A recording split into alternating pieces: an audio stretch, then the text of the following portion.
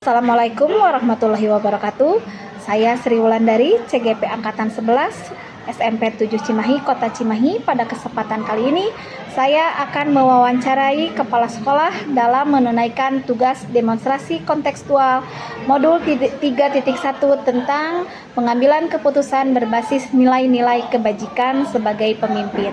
Selamat menyaksikan.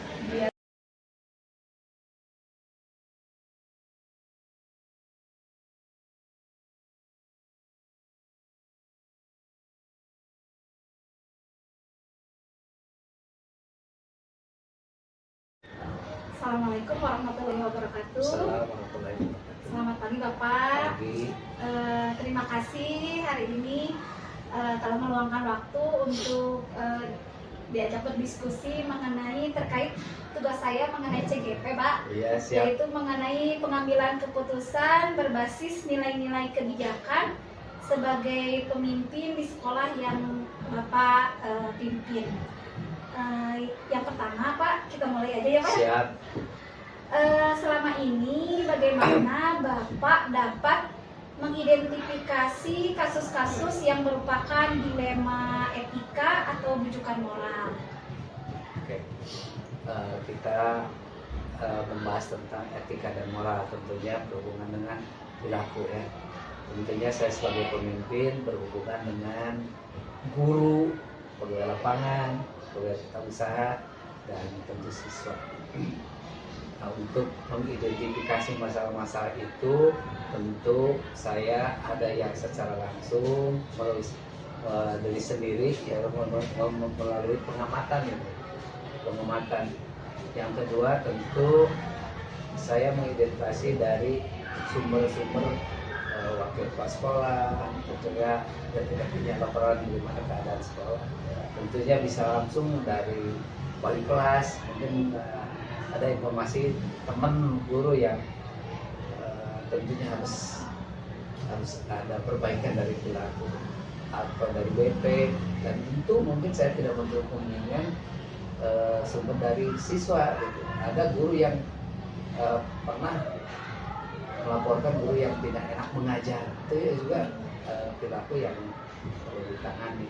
Jadi identifikasi yang salah berdasarkan dari hasil pengamatan, kemudian dari rekan kerja, dan tentu yang mungkin tidak dilakukan orang lain yaitu dari anak. Jadi saya memberikan kebebasan kepada mereka supaya tidak takut menghadapi sekolah. Mereka kalau ada sesuatu yang mungkin tidak berani ke guru, tidak berani ke BP, atau mungkin tidak ditanggapi, ya saya silakan untuk berhadapan dengan saya. Jadi berdasarkan sumber-sumber yang ada dulu ya, Pak ya. Lalu diidentifikasi ya, Pak. Selanjutnya, selama ini bagaimana Bapak menjalankan pengambilan keputusan di sekolah Bapak, terutama untuk kasus-kasus di mana ada dua kepentingan yang sama-sama benar atau sama-sama mengandung nilai kebajikan? Tentu setiap permasalahan ada solusi, dan seandainya saya mendapatkan kasus yang sama penting, yang sama-sama bernilai atau sama-sama bermakna, dan yakin setiap dua masalah tetap ada yang lebih urgen ya, yang harus didahulukan gitu. Maka saya utamakan yang urgen dulu, yang sifat negatifnya lebih besar pengaruhnya. Dan seandainya ada dua masalah sangat berat ya, berkaitan dengan perilaku dan etika, tentu saya menggunakan wakil saya setelah saya berkomitmen bersama-sama menentukan solusi gitu. Jadi kalau tidak memerlukan waktu, saya akan mengutamakan yang penting dulu. Tapi yang harus bersama-sama dilakukan, maka saya harus menggunakan rekan yang ada di sekolah untuk mengatasi itu, sehingga dua-duanya bisa selesai secara bersamaan gitu ya. Ini mengajak ke staf gitu ya, Pak? Ya, staf, wakil saya yang dianggap potensi untuk menyelesaikan masalah itu. Kemudian Bapak, langkah-langkah atau prosedur seperti apa yang bisa Bapak lakukan selama ini? Langkah-langkahnya untuk menyelesaikan permasalahan ini? tentu saya melihat dari segi masalah ya berhubungan dengan etika dan moral. Kalau berhubungan dengan guru, dengan tata usaha atau warga sekolah, masalahnya apa? Maka langkah pertama adalah baik dilakukan secara individual atau kelompok. Jadi langkah pertamanya identifikasi mana yang harus diutamakan. Pertama yaitu kalau secara individual tentu saya akan panggil secara individual karena ini tidak menyangkut orang lain, walaupun mungkin ini perlu disampaikan ke yang lain. Dan paling umum yang berhubungan dengan pembelajaran saya lakukan di umum ya, dan tidak secara khusus menunjuk kesalahan seseorang, itu sebagai sampel saja gitu. Sehingga dibutuhkan kepada yang lain supaya kasus itu tidak terjadi gitu. Ini dilakukan kalau umum dilakukan secara Ya, rapat mungkin ya ya. rapat. Kebetulan kita kan di sini sudah ada komunitas belajar. Nah di situ. Tapi kalau memang bisa ini fatal atau mungkin berpengaruh besar, ya di hari yang lain yang dianggap penting sekali. Kemudian Bapak, hal-hal apa saja yang selama ini Bapak anggap efektif dalam pengambilan keputusan pada kasus-kasus dilema etika ini? Oke. Yang pertama, saya harus membersihkan diri dulu ya, untuk menjadi cermin bahwa kasus tersebut bagaimana kalau terjadi di diri saya, sehingga sikap yang saya berikan itu akan bersifat adil. Yang kedua, saya selalu setiap keputusan berkolaborasi dengan yang lain, terutama mungkin kelas sekolah, wakil kelas sekolah, ya, wali kelas, gitu, kemudian BP, bahkan kalau dibutuhkan orang tua juga itu menjadi sumber gitu ya. Jadi kolaborasi yang kami ambil itu akan lebih mudah mengatasi setiap permasalahan. Intinya berkolaborasi ya Pak ya. Iya. Kemudian Pak, hal-hal apa saja yang selama ini merupakan tantangan dalam pengambilan keputusan pada kasus-kasus dilema etika yang ada di sekolah Bapak? Oke. Ya, terutama bagaimana seseorang yang etika yang ada di sekolah Bapak. Oke. Ya, terutama bagaimana seseorang yang tidak merubah mindset ya. Umpamanya misalnya kita di sini sudah paham tentang disiplin positif ya. Hampir 80%, tapi ada teman kita yang bisa menutup diri gitu ya, tidak terbuka secara tradisional terhadap siswa, padahal kita sudah sudah semua ini sudah paham tentang disiplin positif. Nah, teman ini misalnya teman kita peran sekolahnya sangat besar, berperan di sekolahnya sangat besar, tapi kita ketika menyampaikan hal itu, tantangannya satu, dia tidak hadir, sehingga apa yang kita sampaikan itu tidak sampai gitu. Nah, bagaimana mengatasinya? Saya akan berusaha di lain kali, di dalam rapat berikutnya ya, tapi sama sekali ya mindsetnya tetap saja tertutup.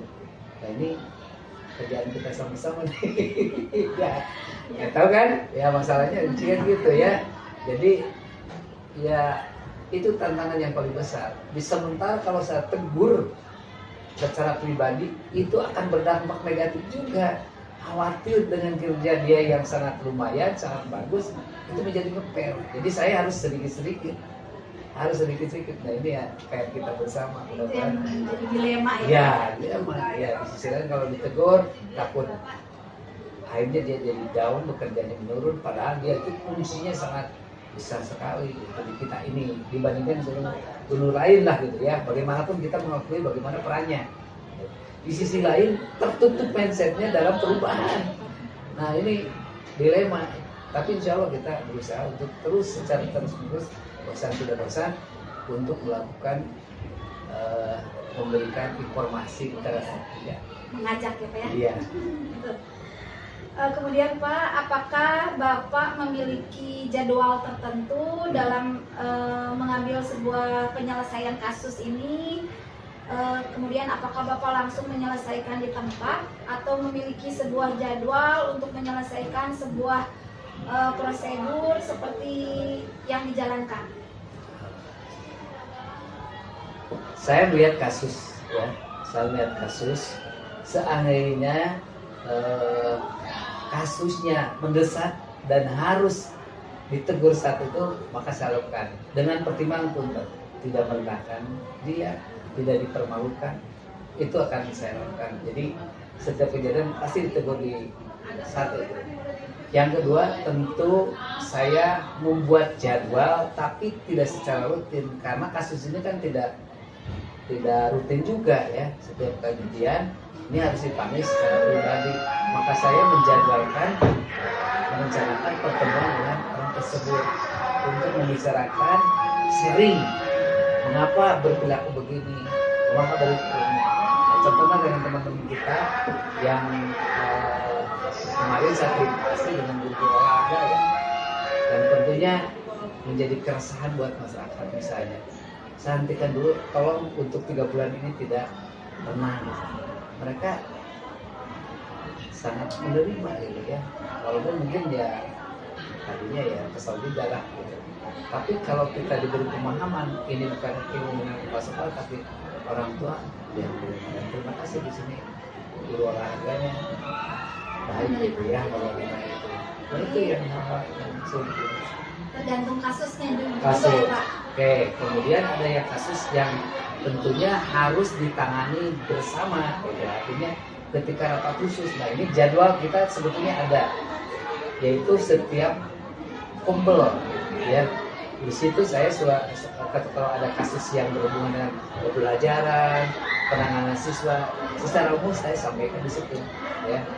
Tapi kalau bersifat pribadi, saya membuat jadwal tertentu yang tidak rutin, mungkin setiap tahun, tergantung kasus yang muncul. Nah, itu saya. Kemudian adakah seseorang yang selama ini membantu Bapak mempermudah dalam pengambilan keputusan dalam kasus-kasus dilema etika ini, yang membantu Bapak dalam mengambil keputusan? Banyak. Saya setiap kebijakan tidak diputuskan oleh sendiri. Saya selalu melibatkan seseorang. Yang pertama mungkin Wakasek ya, sebagai jurnalis saya yang sangat membantu setiap pekerjaan ini. Yang kedua ya wali kelas, kalau memang itu ada hubungannya dengan kelas. Yang ketiga BP ya. Dan jika perlu orang tua itu untuk diminta sharingnya dan pendapatnya, solusi yang terbaik gitu. Dan itu selama ini kita melakukan itu, dan alhamdulillah hasilnya itu lebih efektif daripada saya mengambil keputusan sendiri. Nantinya akan timbul ya gejala lain gitu, karena mungkin kebijakan saya kurang efektif. Menghargai. Pertanyaan terakhir nih Pak, dari semua hal yang telah disampaikan Bapak dalam pembelajaran pengambilan keputusan dilema etika ini, apa yang dapat Bapak petik dari pengalaman Bapak mengenai pengambilan keputusan dilema etika ini? Dilema etika ini adalah permasalahan yang unik, yang urgen, yang harus segera diselesaikan.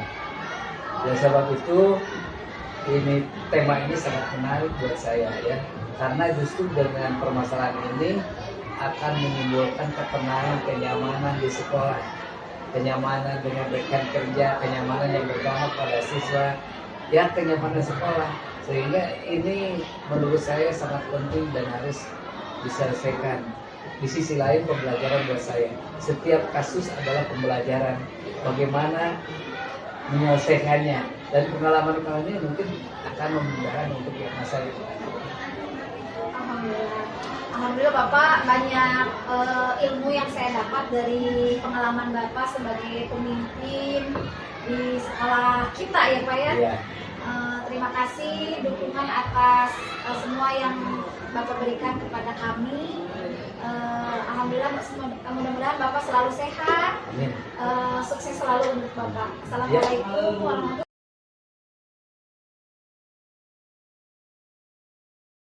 wabarakatuh, Ibu. Waalaikumsalam. Bagaimana kabarnya hari ini? Alhamdulillah. Bulan gimana? Alhamdulillah baik, Ibu. Terima kasih hari ini Ibu bersedia meluangkan waktunya untuk diwawancarai terkait tugas saya sebagai CGP untuk menanyakan pengambilan keputusan berbasis nilai-nilai kebijakan sebagai pemimpin di sekolah yang Ibu pimpin. Ya. Kita mulai ya Bu ya. Mau ya, silahkan. Selama ini bagaimana Ibu dapat mengidentifikasi kasus-kasus yang merupakan dilema etika atau bujukan moral yang ada di sekolah Ibu? Oke. Untuk mengidentifikasi apakah itu dilema etika atau bujukan moral, tentu saja kita lihat dari kasus yang terjadi ya. Ketika misalnya ada anak nih tadinya ngebully nama orang tua gitu ya, kemudian akhirnya terjadi pertengkaran gitu ya, terus bukuk gitu ya, kemudian ada orang tua yang tidak terima, kemudian akhirnya mengancam lah gitu akan dilaporkan ke LSM atau ke polisi gitu kan. Tentu saja kita sebagai pimpinan harus bijak begitu ya, kita menyampaikan kepada orang tua, Ibu, coba Ibu berpikir ulang dan sebagainya. Nah, itu kita identifikasi. Kemudian ada misalnya orang tuanya, Ibu untung atunya Bu ini nanti saya kasih sekolah gini gitu ya. Nah, tentu saja itu kita identifikasi dulu. Apakah ini benar dan benar ataukah benar dan salah. Nah, itu kita identifikasi berdasarkan kejadian yang terjadi. Lalu bagaimana selama ini Ibu menjalankan pengambilan keputusan di sekolah Ibu, terutama untuk kasus-kasus di mana ada dua kepentingan yang sama-sama benar atau sama-sama mengandung nilai kebajikan? Oke. Kalau misalnya terjadi kasus sama-sama benar ya, mengandung nilai kebajikan, contohnya misalnya kejadian terkait dengan guru yang sering datang terlambat karena misalnya dia harus mengantarkan dulu anaknya ke sekolah atau mengurus orang tuanya yang sakit, itu kan sesuatu yang benar gitu ya. Tetapi ketika dia datang ke sekolah dengan terlambat, ini kan harus juga kita pikirkan. Maka apa yang harus kita lakukan sebagai seorang pemimpin, tentu kita harus terlebih dahulu melihat lagi kebijakan yang ada yang sudah dibuat, aturan yang sudah dibuat di sekolah, kesepakatan yang sudah dibuat di sekolah, dan biasanya saya meminta guru tersebut untuk berdiskusi 4 mata gitu. Kemudian kita tanyakan alasan-alasannya dan kita berikan gambaran sebetulnya apa yang Ibu lakukan, mengantarkan anak, mengurus dulu orang tua, itu benar, tetapi ada juga yang harus Ibu lakukan. Jadi harus ada skala prioritas nih yang menurut Ibu yang harus dilakukan misalnya. Jadi segala sesuatu tentu kita tidak boleh saklek juga kan ya. Jadi harus kita perhatikan juga. Tetapi kita kembalikan bahwa ada aturan, ada kesepakatan. Jadi kita minta guru tersebut untuk berpikir sebaiknya seperti. Jadi betul-betul harus dipertimbangkan ya Bu ya. Betul. Dan harus juga kita berikan motivasi. Ya, selanjutnya langkah-langkah atau prosedur seperti apa yang bisa Ibu lakukan selama ini? Oke. Kalau untuk prosedur tergantung juga kejadian yang terjadi ya. Kalau misalnya sesuatu kejadiannya itu yang memang mendesak, kemudian sesuatu yang harus kita ambil keputusannya cepat, maka biasanya saya hanya membuat keputusan berdasarkan kesepakatan dengan rekan-rekan staf yang ada saat itu, kemudian juga dari pengalaman yang sudah memang terjadi gitu. Oh, sebelumnya ada kasus seperti ini, maka pengambilan keputusannya begini. Nah itu juga kita lakukan. Tetapi kalau misalnya memang permasalahannya yang cukup rumit, perlu juga pemikiran yang lebih matang, maka biasanya saya biarkan dulu untuk ada pelindung, pendinginan gitu. Setelah tidak terlalu ramai begitu ya peristiwa ini, maka kita juga bisa berpikir lebih bijak lagi, lebih matang lagi, diskusi dengan staf begitu ya. Kemudian kita juga mencari referensi lain kalau ada kejadian seperti ini, apa sih yang harus kita lakukan. Maka biasanya kita membutuhkan waktu yang agak cukup lama, tidak kita lakukan keputusannya hari itu juga. Ada pertimbangan lagi ya Bu ya. Oh, Hal-hal apa saja yang selama ini Ibu anggap efektif dalam pengambilan keputusan pada kasus-kasus dilema etika ini? Oke. Hal yang efektif menurut saya adalah ketika kita melakukan pengambilan keputusan, tidak harus semua orang tahu. Ya. Jadi cukup kita berdiskusi dengan orang-orang yang memang menurut kita bisa kita ajak kerjasama, kemudian bisa memberikan masukan untuk kita, dan keputusan bersama dibuat itu berdasarkan apa yang sudah memang aturan yang kita buat gitu ya. Jadi efektivitasnya itu kita lakukan salah satunya yaitu diskusi dengan orang yang tepat, diskusi tidak dengan semua orang, tetapi orang-orang yang memang kita anggap bisa bekerja sama, bisa kita percaya, walaupun kadang-kala tadi tergantung kasusnya seperti apa. Kalau misalnya memang harus diketahui oleh semua orang, ya mungkin kita akan lakukan itu tapi di proses akhir gitu. Setelah kita lakukan diskusi, kemudian ada nih gambaran keputusannya, baru kita sosialisasikan. Tetapi ketika satu kejadiannya itu memang hanya perlu diketahui oleh orang-orang tertentu saja, biasanya tim gitu ya, staff, maka itu kita lakukan diskusi hanya dengan staff supaya lebih efektif, lebih efisien, dan juga keputusan yang kita ambil itu lebih cepat gitu. Karena kalau dengan banyak orang akan juga banyak pertimbangan begitu. Dan menjaga ini juga Ibu, kerahasiaannya juga ya. Apakah Ibu ada jadwal tertentu dalam menyelesaikan kasus dilema etika ini? Kemudian apakah Ibu langsung menyelesaikannya di tempat atau memiliki sebuah jadwal untuk menyelesaikannya dalam bentuk prosedur seperti apa kira-kira? Oke. Kalau untuk mengambil kebijakan terkait dengan kasus itu tidak ada jadwal khusus ya, karena kan biasanya kalau kasus itu tiba-tiba munculnya juga begitu ya. Jadi memang kalau untuk jadwal tidak ada jadwal khusus, hanya saja kalau SOP itu ada. Jadi di kurikulum satuan pendidikan itu memang kita cantumkan bahwa ada aturan yang kita lakukan, kesepakatan yang kita lakukan ketika terjadi kasus dilema etika atau bujukan moral. Nah, apakah keputusannya perlu waktu yang lama atau tidak, tergantung kasusnya seperti apa, kemudian apakah perlu keputusan yang cepat atau tidak. Jadi segala sesuatu kembali lagi kepada apa sih kasusnya. Kalau misalnya kasusnya bisa diselesaikan hari itu juga dan memang perlu keputusan yang cepat, maka biasanya saya seringkali membuat keputusan berdasarkan diskusi kecil saja dan diselesaikan hari itu juga. Tetapi ketika kasusnya misalnya cukup besar, perlu pertimbangan yang lebih matang, maka biasanya tadi saya pelindung dulu, kemudian saya diskusi dulu, saya mencari tahu dulu, kemudian saya juga meminta pendapat dari yang lain dulu, baru kita putuskan dengan matang. Tergantung kasusnya ya Bu ya, berat atau tidaknya. Apakah ada seseorang atau faktor-faktor apa yang selama ini mempermudah atau membantu Ibu dalam pengambilan keputusan dalam kasus-kasus dilema etika ini? Oke. Kalau untuk orang atau siapa yang membantu, tentu saja kalau di sekolah itu semua tim ya. Jadi saya tidak bertindak sendiri. Ketika ada satu kasus, maka tadi kita harus diskusi dengan tim.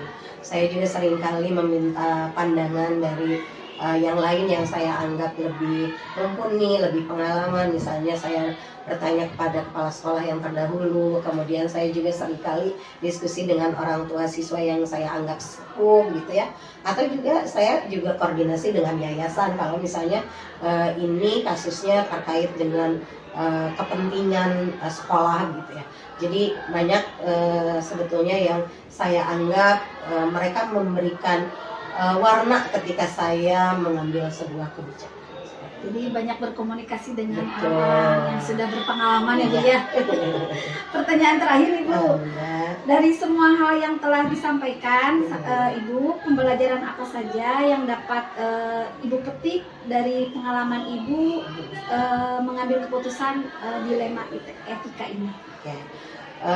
Pembelajaran yang saya dapatkan ketika saya menjadi kepala sekolah dari 2013 gitu ya sampai sekarang, ketika terjadi kasus-kasus ya beragam gitu ya, yang menjadi pembelajaran yang pertama, ketika kita membuat kebijakan, keputusan tidak boleh terburu-buru, harus kita pikirkan dengan matang gitu ya.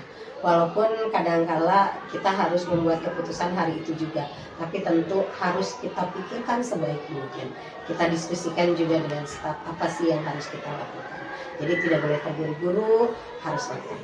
Kemudian yang kedua, jadikan pengalaman-pengalaman sebelumnya itu kita refleksi, kita jadikan pembelajaran agar ketika kita mendapatkan lagi kasus seperti itu, maka kebijakan yang kita buat akan lebih baik.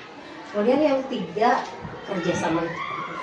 Jadi itu pembelajaran-pembelajaran yang saya dapatkan ketika mendapatkan berbagai macam pengalaman terkait dengan dilema etika dan rujukan. Seperti itu. Alhamdulillah Ibu, terima kasih. Saya banyak menginspirasi dan banyak belajar dari Ibu. Seorang pemimpin itu harus bijaksana seperti itu. Terima kasih Ibu atas waktunya. Alhamdulillah. Assalamualaikum warahmatullahi wabarakatuh. Waalaikumsalam.